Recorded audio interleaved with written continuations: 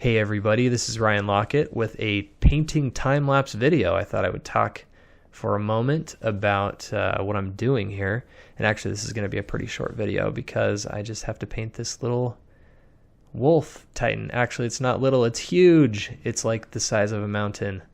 And don't ask me how these people will be able to defeat it. But you can see the first thing I did there is I put this hand on the side of the mountain, decided to erase it because it wasn't quite what I wanted. That's the funny thing, is when I start painting, I often don't know what I'm going to paint. And at first I didn't know this was going to be a wolf. I thought it'd be like some other giant thing with their hand grabbing the mountain. And I decided, you know what? No, let's do a wolf. And so here I go. I'm just kind of starting to block it out.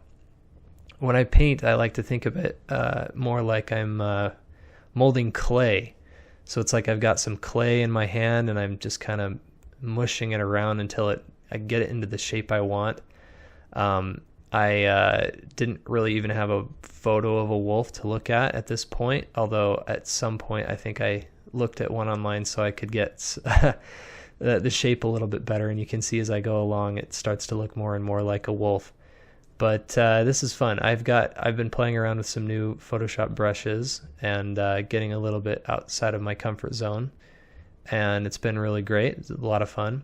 But one thing I do, so in my method, when I paint, if you've ever used Photoshop to paint, I sample a lot as I'm painting. So you can see my brush just moving around there really quickly, but one thing I do is if you hold the Alt key, I paint in Photoshop, and when you hold the Alt key you can sample. It's like an easy way to grab a sample color. So what I do is I brush, and then I sample the new brush color or the new stroke, because that stroke is mixing with other strokes previously placed, and I grab that new color, and then I brush again, and I keep grabbing new colors and brush again, and it creates a nice smooth look for the painting, and it acts a little bit more like real media, like oil painting and stuff like that.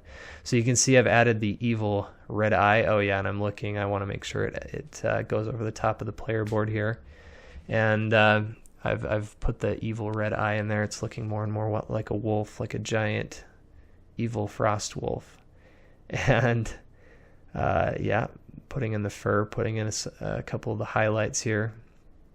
And you know, it's kind of far away, so I didn't want to go too dark on this thing to give it sort of that look that it's kind of off into the distance.